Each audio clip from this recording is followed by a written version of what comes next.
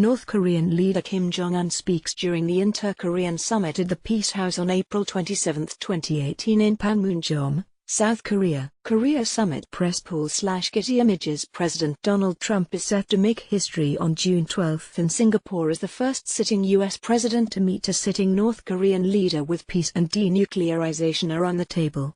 But if the summit fails, it could end in catastrophe, and that may be the point.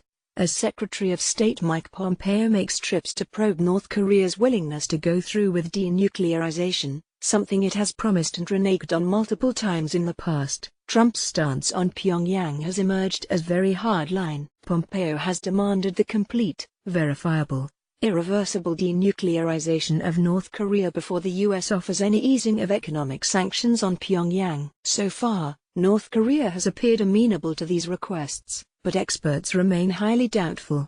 The end result could be a mediocre outcome sandwiched between two possible catastrophes: a view of the newly developed intercontinental ballistic rocket Song-15's test that was successfully launched. In this undated photo released by North Korea's Korean Central News Agency, KCNA, in Pyongyang November 30, 2017.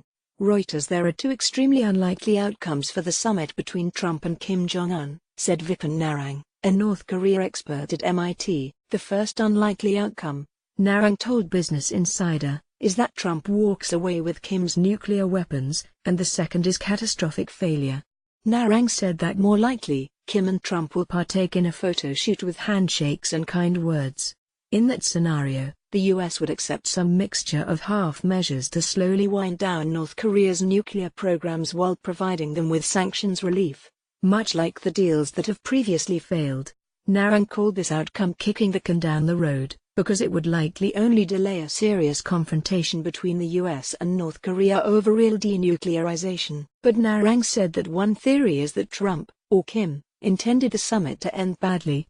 Great expectations, extreme consequences. Korean War veterans react as they shout slogans to North Korean leader Kim Jong Un during a parade to mark the 60th anniversary of the signing of a truce in the 1950–1953 Korean War at Kim Il-sung Square, in Pyongyang. July 27, 2013. North Korea celebrated the 60th anniversary of the Korean War truce on Saturday with a massive military parade trumpeting the revolutionary genius of three generations of leaders that gave it victory in the Great Fatherland Liberation War.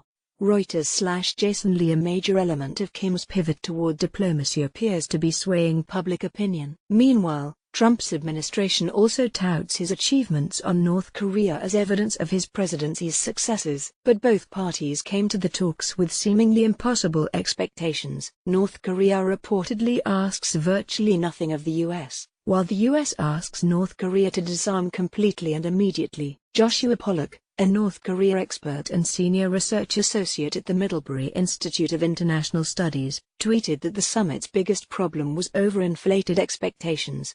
The U.S. wants North Korea to lay down its arms before a U.S. dime heads to Pyongyang, and Kim wants U.S. and international tensions to thaw to kickstart its stalled economy. Both parties want what they want fast, and only one party can get its way. Whatever exactly the North Koreans hope to get out of the June summit, it doesn't sound like it overlaps very much with what Mike Pompeo is outlining, Pollack tweeted.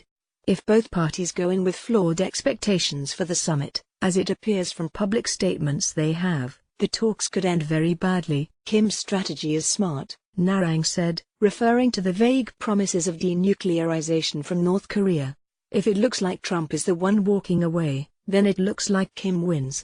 If Kim leaves the summit saying Trump spoiled the deal, then the temperature on the Korean peninsula goes up astronomically, Narang said. Victor Cha, the Korea chair at the Center for Strategic and International Studies with knowledge of Trump's thinking on North Korea, recently told MSNBC's Morning Joe that the worst-case scenario for the talks would be for the U.S. and Pyongyang to walk out of this thing angry at each other, with deflated expectations, and then there's no place left to go. There's no more diplomacy, because you've used your biggest card right up front. If both parties exit the talks with no deal and no progress, Trump and Kim could easily find themselves going back to nuclear threats, but this time without the prospect of talks to keep them from the brink of military conflict.